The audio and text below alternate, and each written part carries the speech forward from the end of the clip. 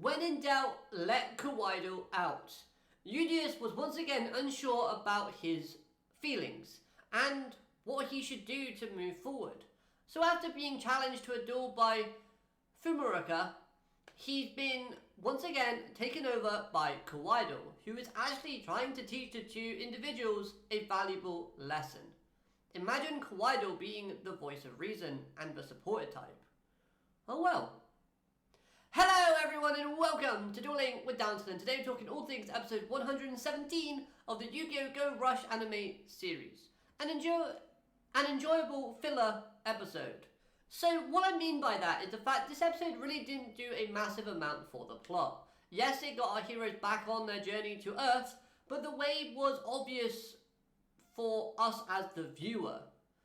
Now, when Yumu told the group about her sort of travels and her journey and how she became a Dark Meister, she may not have physically told them about Yugioh's ship, or where it was within the Dark Matter Zone. However, with that being said, we obviously saw it in the visuals. Nevertheless though, it was cool to see a new Dark Matter fusion, plus more Prime support.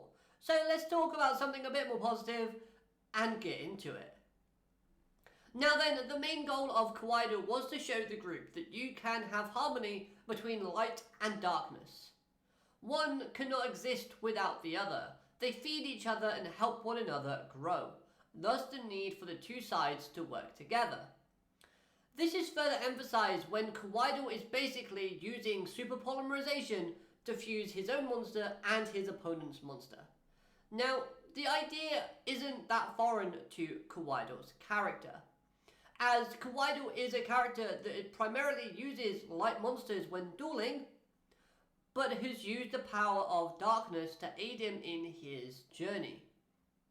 We saw all of this through Season 2, where he was using the power of darkness to control characters like Yuna, like Yuamu, Zion. But then his actual archetype is all light-based monsters. So he's using a harmony of both darkness and the power of light. Now understand that Yugioh isn't in the right headspace right now, so he wouldn't really have thought about Yugioh's ship or even noticed that Fumaruka is being there. So a united partnership wouldn't really have crossed Yugioh's mind. So I'll give him a pass on this one. But Manabu suggesting they make a spaceship out of cardboard to fly through space? Come on, Manabu, I know you're dumb, but are you that dumb? Like, that's a harsh word to call him, like, honestly. But, yeah, silly idea. Anyways, back to Kuaidul.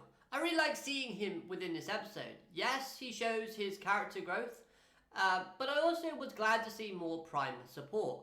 Seeing cards like his own Transit Rainamu having his, like, sort of gold colours, seeing Prime Joint Tech Rex, a fusion called Prime Piercing Giant, and a field spell called Prime Bubble Kingdom. Yeah, so these cards were great. Now this little feature in Rush Duels might have already been confirmed, but it's the first time I've actually taken notice of this. But this episode was sort of great in displaying that you can use two field spells at the same time on the field. Plus, speaking of new cards, it was great seeing the Darkman using a new fusion monster in the form of Dark Matter Enigmite, Geo Diver. Okay, it turns itself into Egg Enigma again to gain its protection, but it still is a cool looking fusion design monster, and its skill was decent enough, so I'm glad that we get to see this. I like seeing these Darkmen dueling and using more variety within their decks, and not just all using the same boss monster. I mean, again, they all kind of revert back to being the same boss monster, but at least we get a few designs just to kind of flash on screen every so often. Honestly, I really did like this matchup too from a personality perspective, as you have Fumaruka, who is a self-claimed shut-in, versus Kuaidul, who is very loud, proud, and is very showman-like. So having these slight clash in personalities was kind of fun. But with that being said, the two are kind of similar, as they were both artificially created. So they are still learning, they're still going through the process. Kuaidul is just more experienced on his journey of life. So with that being said, it's understandable as to why when he's attacked, he understands Fumarake's feelings of uncertainty and suffering. After all, they always say and hammer home the fact that in dueling, you can only understand someone through a duel. On that note though, seeing Kuaidul in pain was weirdly kind of nice.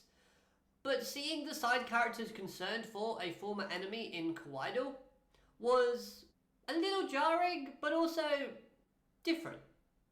However, Kuaidul, never make a park cry again. My final note on this episode that was a little bit confusing was, why didn't Danamu multiply? Because Fumaraka is technically still a member of the Dark Matter Empire, even though he teamed up with our heroes. So he should have, multiplied. I guess Danamu isn't feeling very well because he was very sort of like gooey and gloopy in this episode. And even in the last episode, when Yuhi lost, Yuhi is technically meant to be aligned with the Dark Matter Empire, but I'm guessing because he's not fully aligned, that when he lost to Yugioh, it filled up the Dark Matter sort of bottle glass that Yumu has in her sort of living quarters. So yeah, maybe Fumaraka is just starting to see the light more, so therefore he's more like leaning toward the good side, which means Danamu doesn't multiply, or Danamu was just feeling ill. Who knows? So yeah, overall this episode could have been a lot shorter, but with our heroes' minds now at ease and feeling less clouded, and the addition to Fumaraka and CPU, we're now heading back to Earth to see what awaits us in the coming episodes. Let me know your thoughts in the comments down below on this episode, and of course, have a great day. Alligator, matane, goodbye.